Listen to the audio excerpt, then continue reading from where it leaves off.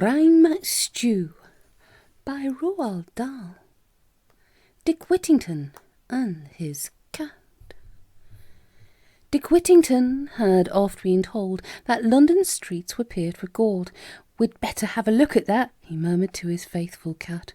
And finally they made it there and finished up in Berkeley Square.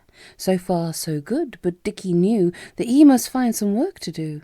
Imagine, if you can, his joy at being made the pantry boy to Lord and Lady Hellespont. What more could any young lad want? His lordship's house was huge and warm. Each footman wore a uniform. Rich carpets lay on all the floors, and big brass doorknobs on the doors. Why, Whittington had never seen a house so marvellously clean, although, regrettably, his cat soon did some things to alter that. His lordship kicked the cat so hard it landed in a neighbour's yard, but still each morning on the floor it did what it had done before. His lordship shouted, "Fetch my gun! I'll nail the blighter on the run. Call up the beaters, flush him out. I know he's somewhere hereabout." It is a fact that wealthy men do love to shoot things now and then. They shoot at partridge, pheasant, grouse, though not so much inside the house. But now his lordship stalks the brute, with gun in hand, prepared to shoot. He crouches down behind a chair. Aha! What's moving over there?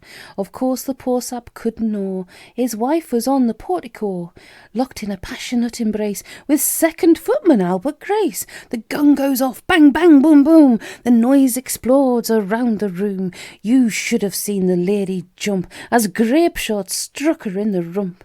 And in the kitchen washing up, Dick jumps and breaks a precious cup. This is a crime no decent cook could bring herself to overlook. This cook, a brawny, powerful wench, put Whittington across the bench and systematically began to beat him with a frying pan, which she had very quickly got from off the stove, still sizzling hot. Poor Whittington, his rump aflame, at last escapes the fearsome dame and runs outside across the street, clutching his steaming, smoking seat. The cat, now very frightened, said, "Let's beat it quick before we're dead." At that point, with an angry shout, her ladyship comes flying out. Although indeed she had been shot, it wasn't in a vital spot. She yells, "I'm on the run as well. Old Hellespont can go to hell." Just then a peal of bells rings out. Each bell begins to sing and shout, and Dick could quite distinctly hear a message coming through the air.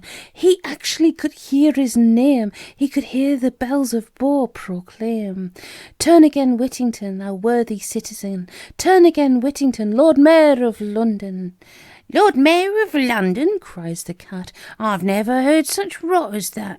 Her ladyship butts in and yells, "The cat is right, that's not the bells. Bow Church has got a crazy vicar, a famous and fantastic tricker, a disco king, a hi-fi buff, a whiz on electronic stuff. He's rigged up speakers in the steeple to fool the dim-witted country people. Listen, you poor misguided youth, in London no one tells the truth." She looks at Dick. Dick looks at her.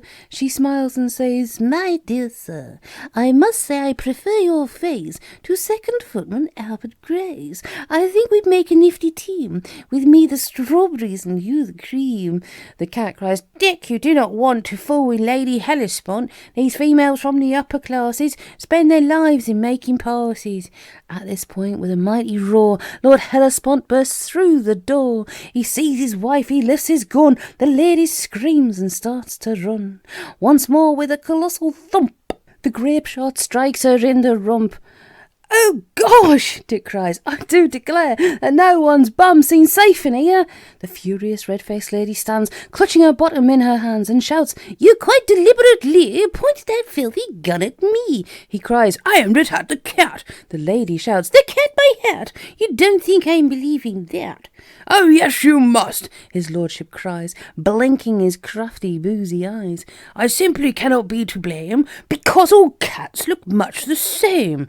The cat had cried, "That's a vicious slur! How dare you say I look like her?" Now Whittington pulls out his sword and runs it through the noble lord, shouting, "Gadzooks, hooray, they're parsees, one member of the upper classes." Her ladyship leaps high with joy and cries, "Well done, my scrumptious boy! The old goat's clobbered once and for all. Now you and I can have a ball." The cat shouts, "Stick, do not succumb to blandishments from that old crumb. And by the way, a man who told that London streets were paved with gold was telling dreadful porcupines." That's Cockney rhyming slang for lies. The cat went on, "To me it seems these streets are paved with rotten dreams. Come home, my boy, without more fuss. This lousy town's no place for us." Dick says, "You're right," then sighs and mumbles, Well, that's just how the cookie crumbles."